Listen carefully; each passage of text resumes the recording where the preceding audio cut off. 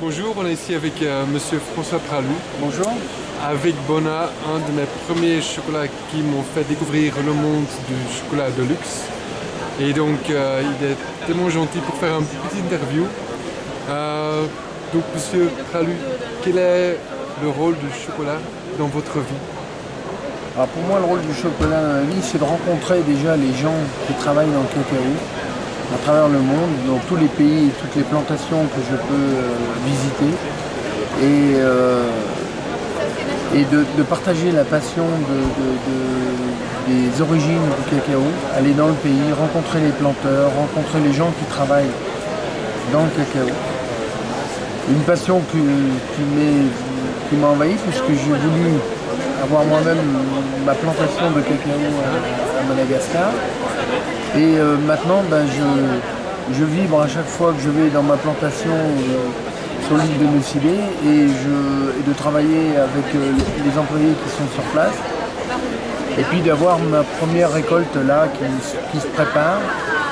Donc, et puis ensuite, bien sûr, de concher, de torréfier, de concher. Enfin, le bébé que j'ai trouvé dans une plantation ou dans un pays, de le retrouver chez moi, Oui. et de le retrouver en chocolat de couverture pour le faire partager, Oui. ma foi, soit avec mes clients et tous ceux qui sont amateurs du chocolat.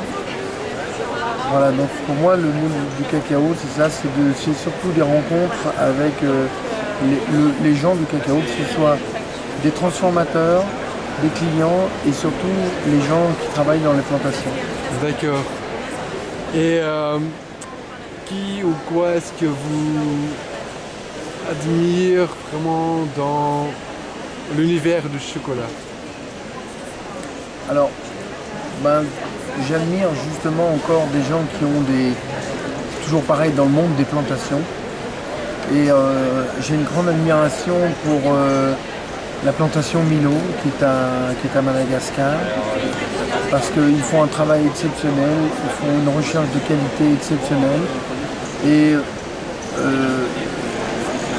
j'envie les gens qui ont cette plantation, qui font une qualité irréprochable et puis qui essayent toujours d'avoir la sublimité dans le cacao, ainsi que la plantation de Tuao, qui est une Oui. avec Qui s'est je suis ouvert très depuis cette admira- année-ci. je suis très admiratif de cette association. Tout un village travaille pour l'amour du cacao. Toutes les femmes du village travaillent là-dedans. Je suis très admiratif des habitants de Tuao pour la passion qu'ils ont pour le cacao et le travail qu'ils font. Oui, Ah oui. c'est très beau. Dernière question. Avec toutes les origines, toutes les plantations, toutes les variétés dans les fèves cacao qui commencent un petit peu à s'ouvrir, comme le Ocumare, Criollo, le Chihuahua, comme vous venez de dire. Quel est selon vous le futur du chocolat pour les années qui vont suivre? Alors, je pense que il va y avoir des recherches effectivement dans des plantations rarissimes qui font un travail exceptionnel.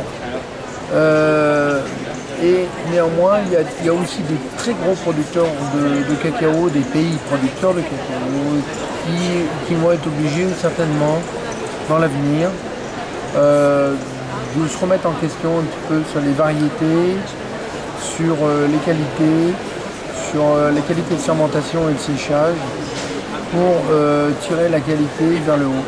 Parce qu'en ce moment, et depuis 20 ans, effectivement, il y a un engouement pour les chocolats fins et les chocolats de très haute qualité.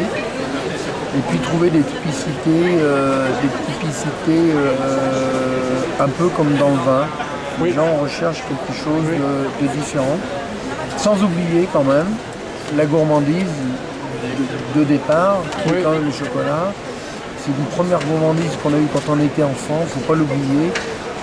Faut pas que ça devienne, faut pas intellectualiser le chocolat non plus. Exactement. Il faut que ça reste aussi une belle gourmandise. Oui, et avoir beaucoup de plaisir avec. Exactement. Ok, merci beaucoup.